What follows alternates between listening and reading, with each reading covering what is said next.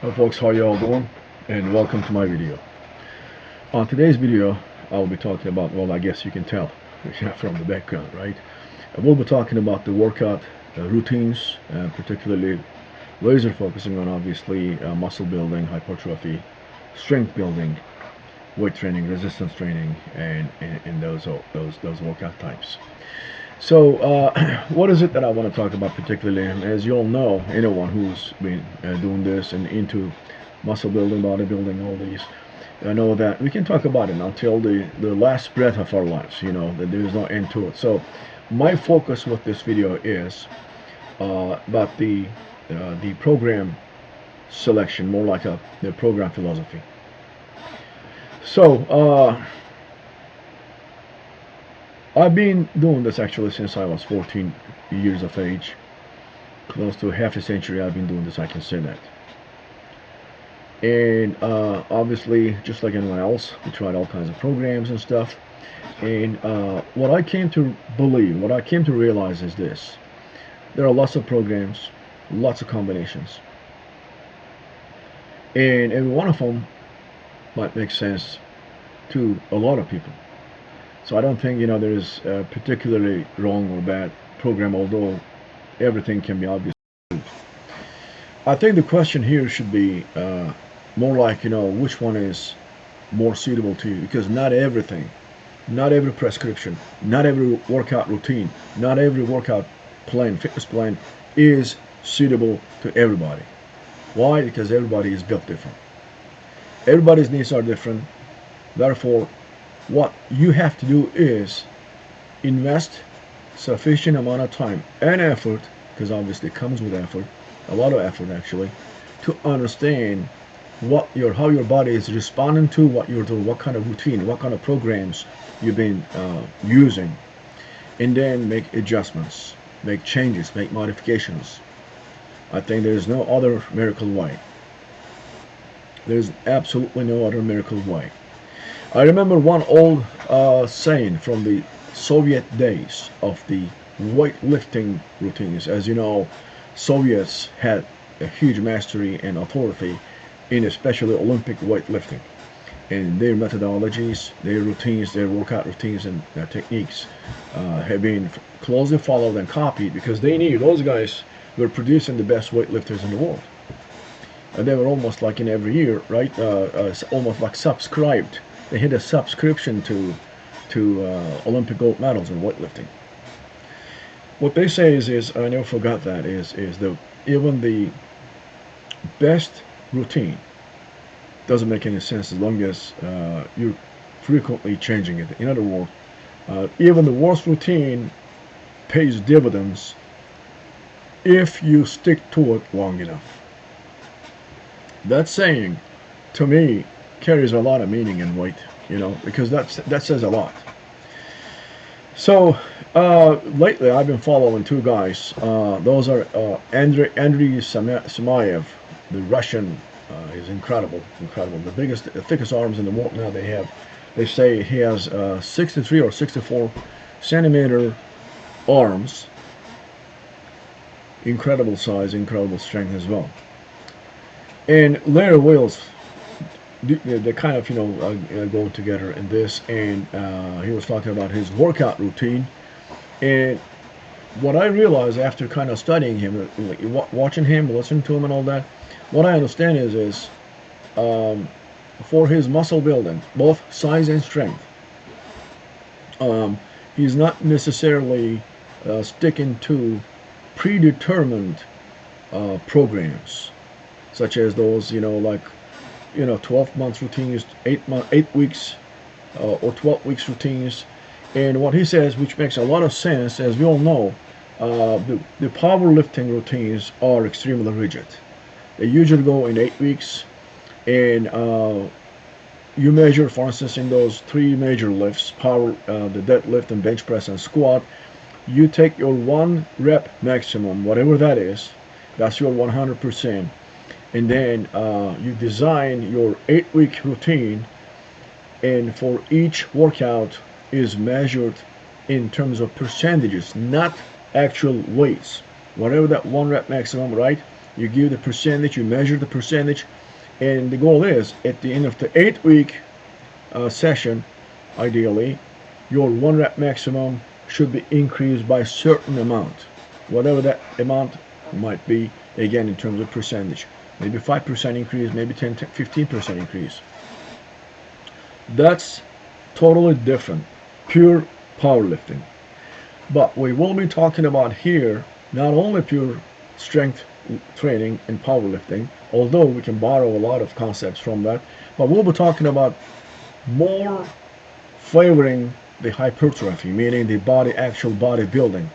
So bodybuilding, hypertrophy obviously is going to be becoming more favorable than the pure workout training, the power training.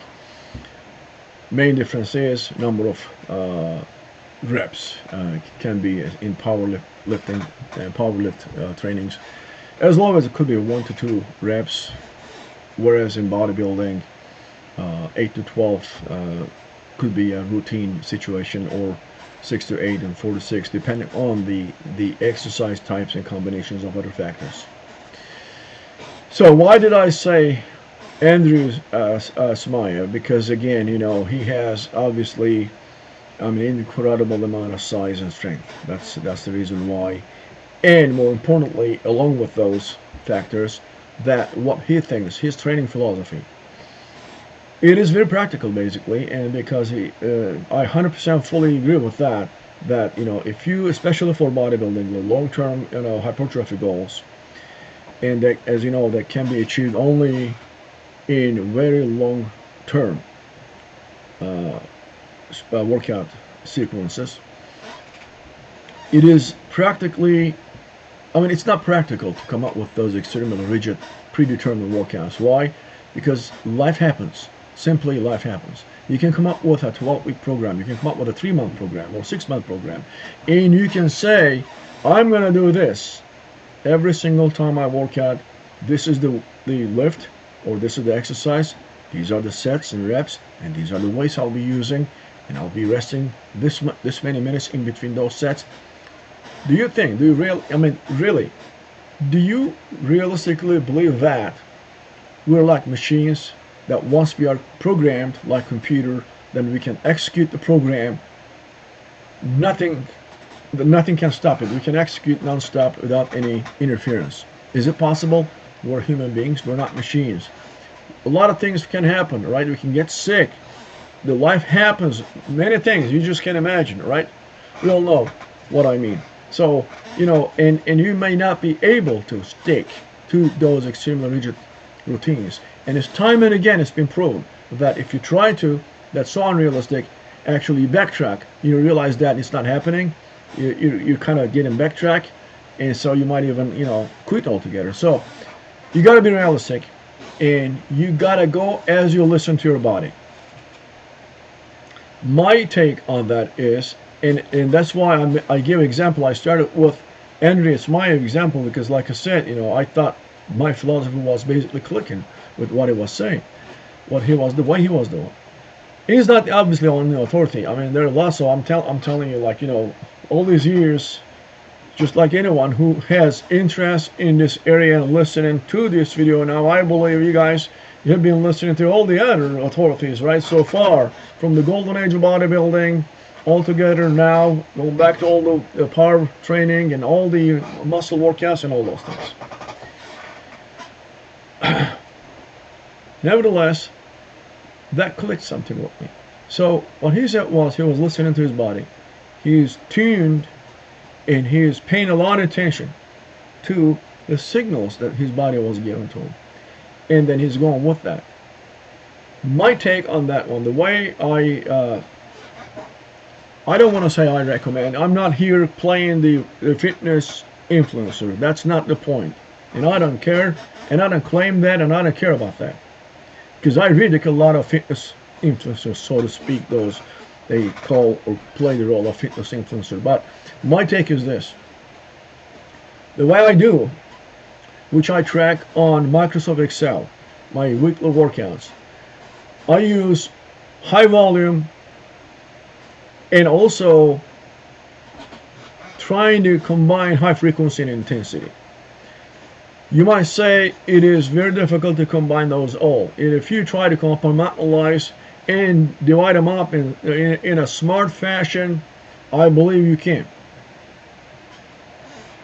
When I say high volume, it is 120 reps per week per large muscle group, and those are back, uh, quadriceps, and hamstrings, and chest. Those four areas are large muscle groups. 120 reps on the average per week. For the small muscle groups, 60. Those are biceps, triceps, shoulders, and calf muscles. Although I treat the calf a little different because it's for me to be able to shock my calf muscles, you know what the term means, right? You gotta be able to shock the muscle. You gotta stimulate it, for growth. And calf is, my calves are carrying me all day long as I walk, right? So it's not easy to shock it. So to shock it, I still do over 120 reps per week, and with a lot of weight for my calves. If those of you who are doing seated calf raises, I use 345s here, so 135, so 270 pounds plus 20 pounds of machine weight, 290 pounds total on the seated calf raise, which is pretty good. Actually, I haven't seen anybody in the gym, so far, using those weights on calves. I'm particularly good on that. So anyway, let's get past that. So this kind of a combination that I'm using, okay? So again, we're talking about volume, high volume, frequency, intensity. Intensity obviously is a function of amount of weight that you're using, and hypertrophy implications of it, and also fat burn implications of workouts and stuff like that. What I heard also, what I see, what Andrea Smile is doing is he's doing partials for the most part. Because of the fact that he's using partials, it kind of justifies also, it kind of further justifies using high volume one, because let's say you're doing as an example, overhead press or incline bench press, either for dumbbells or barbells. And if you're going to the fullest extent versus if you're doing partials has also its role in muscle building and hypertrophy stimulation. I know a lot of people can challenge this and saying, don't do partials, you got to do full range of motion, right? FRM. A lot of times you can hear that. You go to gym, you subscribe. If you're newbie, if you're a beginner, they're going to tell you that you got to complete the full range of motion.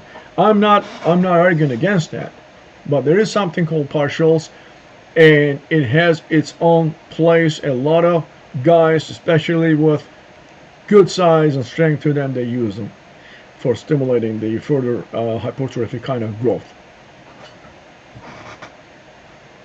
Because of the fact that Andreas Mayev said he says he does the partials, he's doing additional reps, additional sets, and additional reps to be able to give that needed stimulation. Because as again, like the name says, it's partial, so it takes more. It has definitely its role, just like sometimes the cheating the principle, which is kind of when you're doing, for instance, standing dumbbell curls or barbell curls, what they call cheating, right? If you're swinging the dumbbells or swinging the barbell to be able to lift it, they say, oops, you're wrong, you're cheating, you're swinging. You should not use, you should not basically bring other muscle groups and focus 100% on that muscle group that you're trying to hit. Correct, that's right. And that is called isolation, such as when you're doing triceps. That's what is isolation? You're doing the triceps, especially on the tricep pull, cable pulls, and you are paying incredible amount of focus, trying to isolate as much as you can possibly can isolate, and to do this, by doing this, you know that you're hitting that particular muscle group that you're working out. That's why group exercises are called isolation versus compound exercises. But you also need to get stronger. The stronger you are for your hypertrophy exercises, those higher rep ranges, like 8 to 12 rep ranges, you can use higher, bigger weights, heavier weights. And by doing that, actually, you are stimulating a whole lot more growth than using the lighter weights. But how do you get from the lighter to the heavier in that spectrum is you gotta also sometimes apply or combine in your workout routines the heavy weights in a way that you can decide how you spread that how to formulate that during your workout regimen.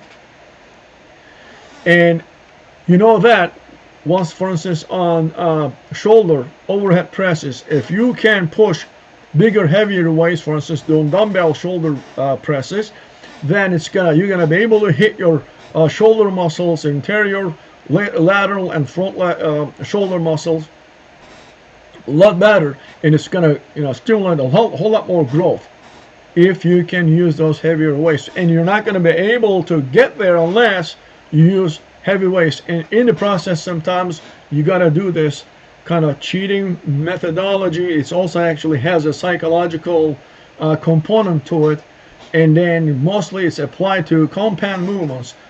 Examples are bench press, squat, deadlift, overhead presses, barbell rows. Those are considered main compound movements, right? So the combination kind of goes, again, varies from person to person. Like I said, everybody is different. 2, one muscle group per week. So you got all kinds of split programs are there, right? 2-day split, 4-day split, 3-day split, full body, push, pull, routines, drop sets, all kinds of different methodologies, and every one of them can produce results, again, depending on how you're doing, what your body type is, how your body is responding. All these things are factors. There are lots of factors.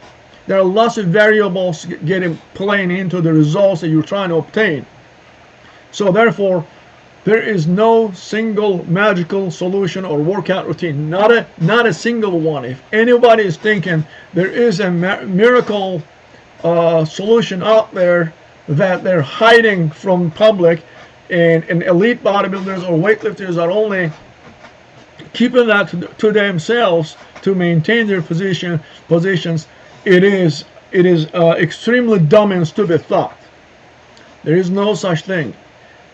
Everybody responds in different ways. Yes, there are kind of what they call rule of thumb. There are certain methodologies, general accepted principles, absolutely.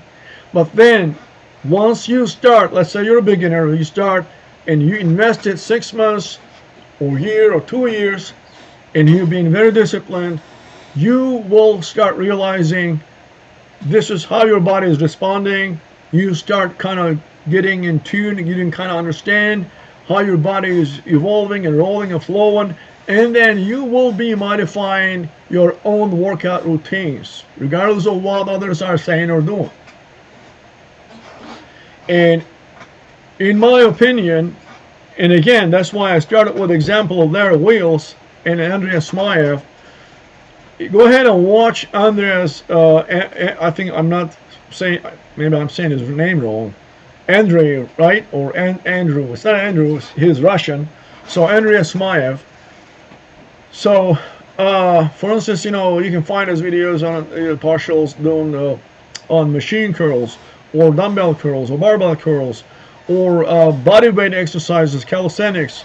You can do, for instance, one of the things he was doing was, he said, he used to go to parks in cold weather in Russia, and he was doing calisthenics, meaning like pull-ups, push-ups, those dips, and doing that for hours on end, to the point that his body was screaming in pain, and almost like, that's it, stop. It was screaming, and he was stopping, and he was feeling next several days trying to recover. The body was trying to recover.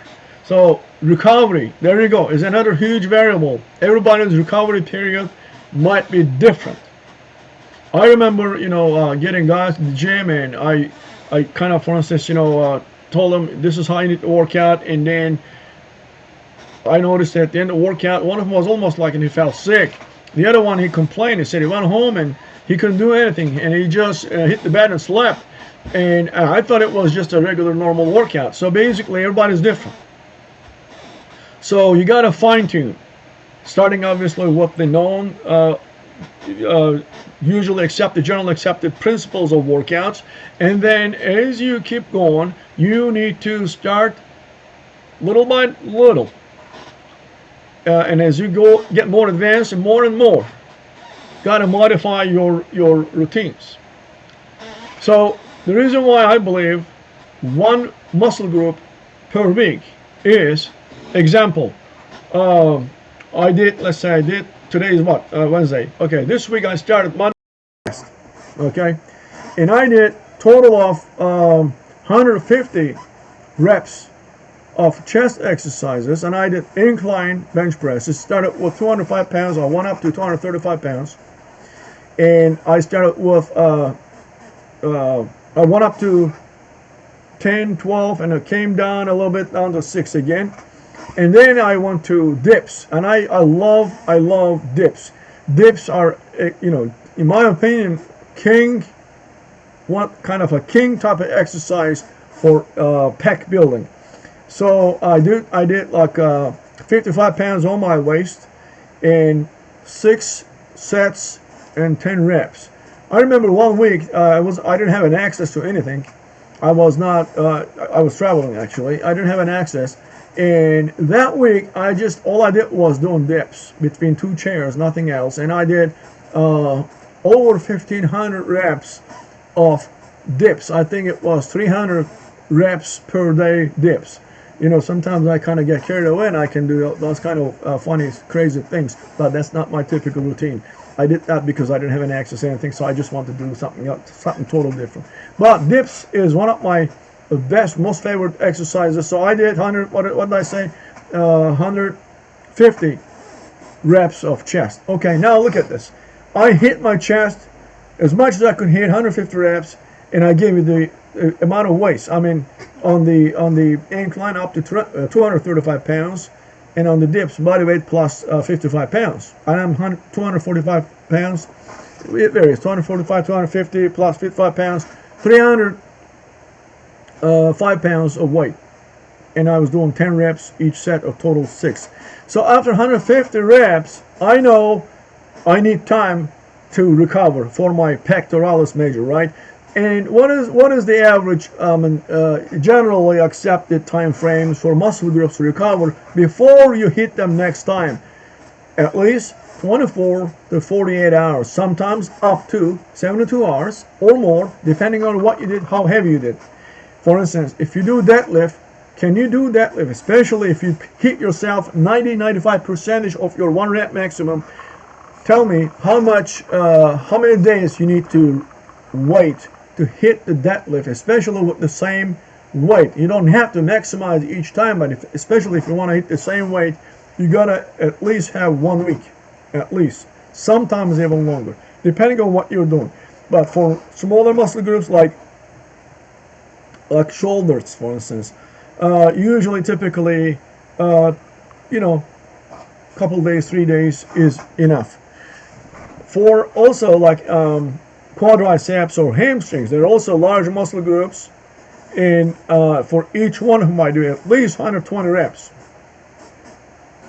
120 reps, sometimes, especially if I want to combine with another muscle group at the same exercise, I may not be able to hit, especially if I want to use and go up to heavyweights, meaning 90+% of 1 rep maximum. That's heavy. That's considered heavy in my book. I don't know what you're thinking, but to me it's heavy. So if I go special up to 95% of my 1 rep maximum, the rest time between sets would be up to 3 to 4 minutes. The lightweights, it's about 1 minute, right? 60 seconds. But you go higher, bigger weights, depending on what you're trying to accomplish, then you can go the rest time, especially compound movements, up to what? 3 minutes. Well, then the workout time is getting longer and longer. Well, then I cannot fit it. I may not be able to fit the whole 120 reps in one workout day. Then I split. I do legs maybe 60, 70 reps, let's say today, and then 2-3 days later, within the same week again, I can complete the other, up to, as long as I'm up to 120 reps total. If I exceed that, that's okay, it's even better. But that's kind of the formulation that I have to be able to manage my time, energy, because obviously energy expenditure and time and all those things are factors, right? And recovery times, right? You can I don't expect myself to hit the quads real heavy. For instance, the other day, last week I did that on the hips. On the hip select on the leg press machine. I put 10, 45, 20 plus the machine weight, 65 pounds. So 965 pounds. And with 965 pounds on leg press, I accomplished my last 4 sets, each set 10 reps. My legs, my quads was basically killing me, and there's no way, right? Next day, or even the next couple of days or 3 days, I'll be ready. So what I do is, as usual, I put at least a week, like 5-6 days in between, within the same week. Between the exercise weeks, actually, not within the same week. I'm sorry. I hit 120. That's my kind of average number of reps for quads. That's it. I'm done that week until the next week. Like it was Sunday, I did that. Okay, the next Sunday maybe I'll do it. So to me, that pays dividends. To me, it's giving me results I like, I enjoy. My body, I know, is responding to that. And when I look at for instance, full body routines that they're talking about, full body 3 times a day, 3 times a week, full body 4 times. Now, let me ask you this: try to do what I just described. Try to do what I just described. 120 reps for quadriceps, and then 120 for hamstrings, and then the calves, and then go to chest, pecs, back. It's humanly not possible to do full body if you're following that kind of regimen. So the kind of regimen you chose to follow is always up to you. Obviously, you got to listen to your body, and this is what I listen. This is my 49th year since the age 14, and this is how I've been working, especially the last 3 years. I've been closely monitoring this and tracking my workout variables on Excel. Total reps, total sets, total poundage. I know the times I accomplish, and the rest times, and I don't track my rest times as far as between sets, but obviously you learn it, right? It's in your memory. That's gonna be 60 seconds, man. This is heavy. I'm doing deadlifts, and I'm trying to go like 95% in the last set. I'm gonna rest at least 3 to 4 minutes, if not more. So what are the factors? The factors that we're looking at: training frequency, total volume, which is sets, reps, and tonnage, total poundage you're lifting, and intensity implications, hypertrophy, stimulus, strength adaptations, and fat burning potential. And also what I track is I'm looking at on my other laptops, and I'm looking at my screen where I'm keeping my workout routine. And for instance, I'm looking at last week. Last week I completed, left total poundage is 212 1,000 pounds, 212,000 pounds. So how is it calculating? Excel, as I enter the numbers, are calculating automatically. It is basically looking at for instance, bench press, right? Or incline bench press, let's say. I did, let's say I did 10 sets and 6 reps. Total what? 60 reps, right? 10 sets, 6 reps. 60 reps, and I did 205 pounds. What is 60 times 205 pounds? That's my total weight, poundage that I applied, that I used when I was doing incline bench press for that week. So that's the total tonnage. And my so far the highest tonnage, highest poundage was 235,000 pounds. I actually ran this by ChatGPT and asked ChatGPT to kind of give me a good analysis and evaluation from all these perspectives, from all these factors that I mentioned, like frequency, volume, all these, intensity, and comparison and all that stuff. It's giving me an amazing detailed analysis of those things. Well, anyway, that's besides the point. That's me. I like working with numbers and data because I work in the IT industry. I'm a data guy, so I also apply my data analysis skills also to track and kind of see my progress and what I'm doing, what I've done so far in this, following these routines. But again, the workout philosophy, in my opinion, it should not be like there's no one routine that one so-called fitness influencer, YouTuber is saying that, hey, this is how it is and this is how it should be. Again, be careful with those. You listen to all, that's fine. Some make sense, some make less sense, some make more sense. And then the key here is put your own effort. Put your own effort. Work out hard, and work out smart. Use your time and energy efficiently. And listen to your body. Listen to the signals that your body is giving you.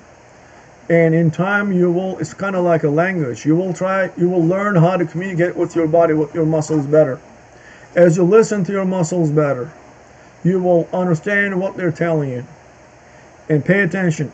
Pay attention to what those signals are, and try modifying and fine-tuning your workout regimens accordingly. It's easier said than done, I know. If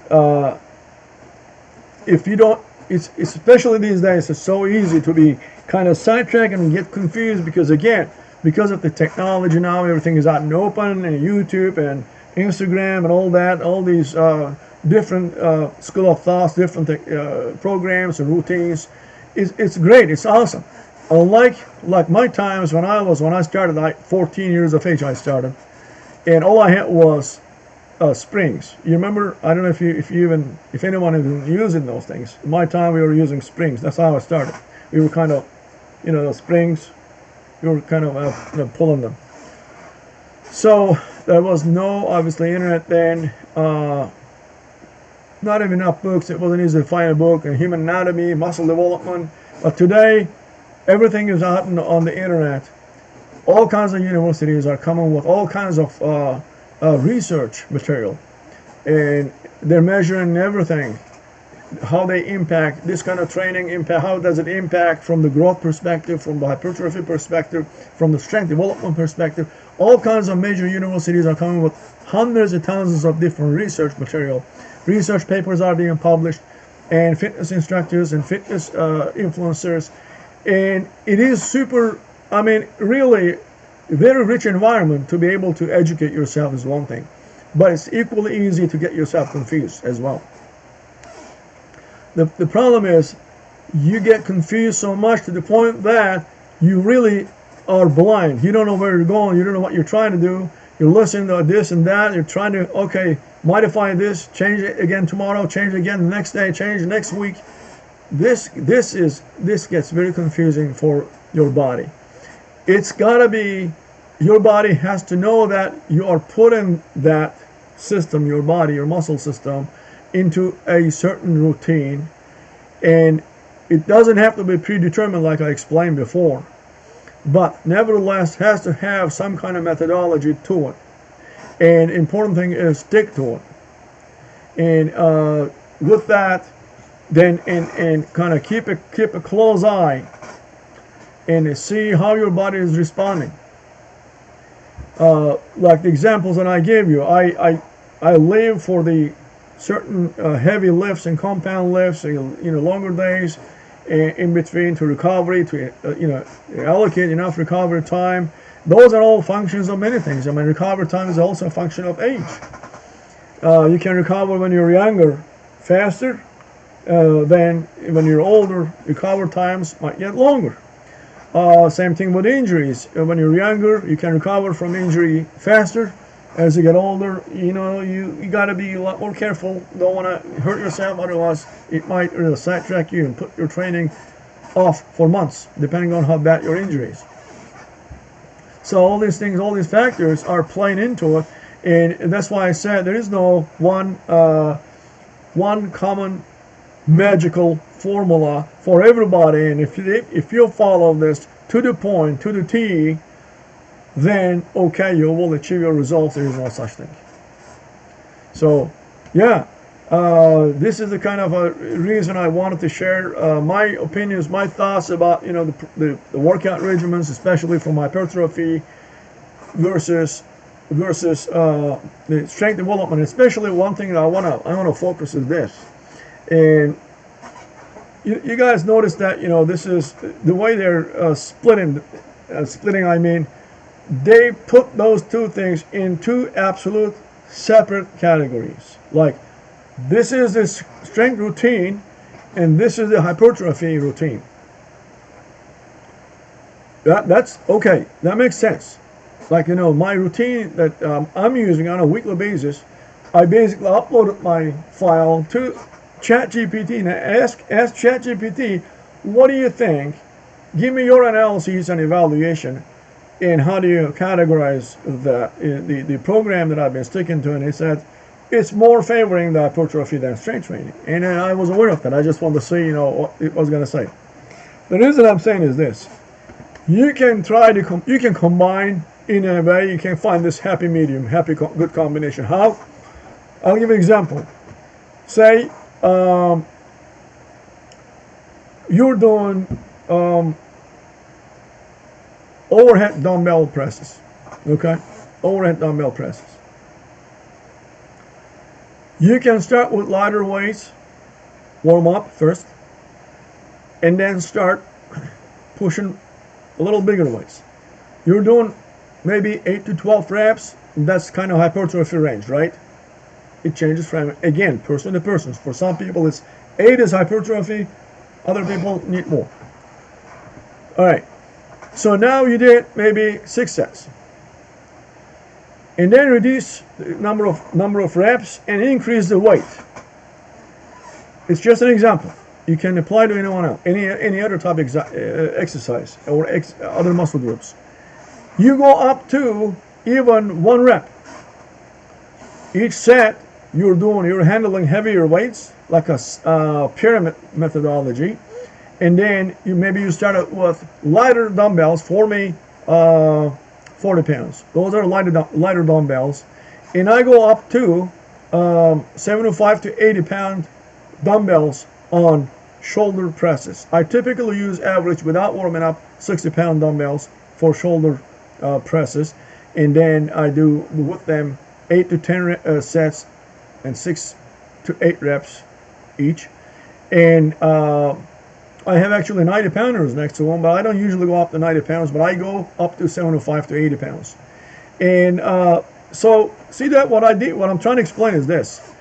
I accomplished the hypertrophy section, the hypertrophy part of the workout, and then I added to it the strength element by increasing the weight and reducing the number of reps. In one exercise, however many sets, maybe 12 sets now, it combined both. It's possible to combine both.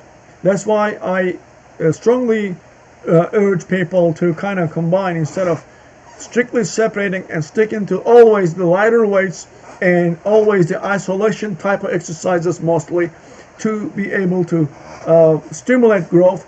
It works to a certain extent, but you also need to increase your strength to be able to handle heavier poundages, heavier weights. In turn, it will stimulate bigger muscle mass development.